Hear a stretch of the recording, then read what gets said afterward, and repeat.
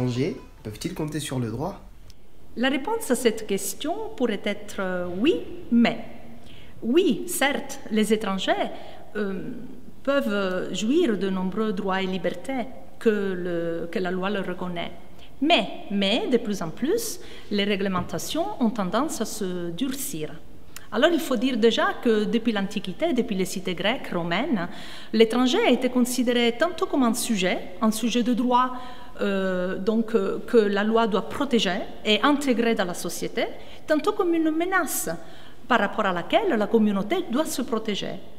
Et cette oscillation, qui est une constante dans l'histoire, nous la retrouvons également dans notre législation actuelle, qui n'est que le reflet de la société. Alors, nous pouvons dire que ces personnes jouissent de nombreux droits et libertés que leur sont reconnus par le droit, non seulement par le droit international, mais aussi par le droit national, avant tout par la Constitution. Parmi ces droits, ils jouissent notamment du droit d'asile, c'est-à-dire le droit de demander une protection internationale et le maintien sur notre territoire. Et ce droit est reconnu notamment aux personnes qui fuient les guerres, qui fuient des situations aussi dans lesquelles ils craignent la torture ou des traitements inhumains ou dégradants. Et c'est ce droit qui est reconnu aujourd'hui, par exemple, aux nombreux Syriens qui arrivent sur nos territoires. Et lorsqu'on parle de la crise des réfugiés, on se réfère justement à ces personnes qui fuient une situation de conflit. Mais au-delà de ce droit, il y a aussi, par exemple, le regroupement familial. Pour les étrangers qui sont résidents de manière stable et régulière sur notre pays, eh bien, ils peuvent demander d'y être rejoints par leur famille. Et de manière générale, les étrangers en situation régulière jouissent des mêmes droits que les nationaux, que les Français. Mais l'égalité n'est pas absolue. Et par exemple, ils ne peuvent pas entrer et séjourner librement sur notre territoire, tout comme ils n'ont pas le droit de vote.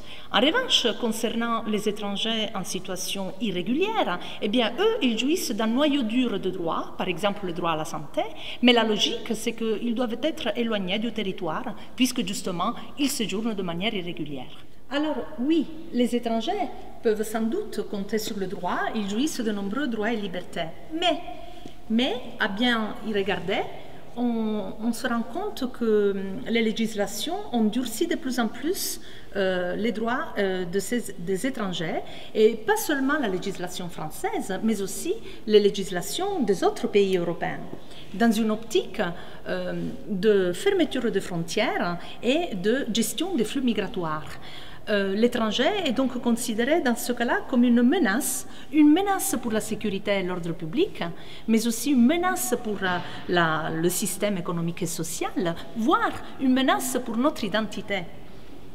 Et donc, les législations qui se sont succédées ont de plus en plus durci les règles. Par exemple, concernant le regroupement familial ou pour l'obtention de la nationalité, ou encore les règles qui concernent l'enfermement des étrangers en situation irrégulière dans des centres de rétention, dans lesquels même des enfants peuvent être enfermés avec leur famille, ce qui est vraiment critiquable. Alors, que peut faire le juriste pour améliorer cette situation, pour améliorer les droits existants? Eh bien, les juristes, nous pouvons comparer les systèmes, comprendre les failles et essayer de proposer des situations alternatives, rationnelles, pour mieux atteindre un équilibre entre la vision de l'étranger comme une menace et la vision de l'étranger comme une ressource pour notre communauté.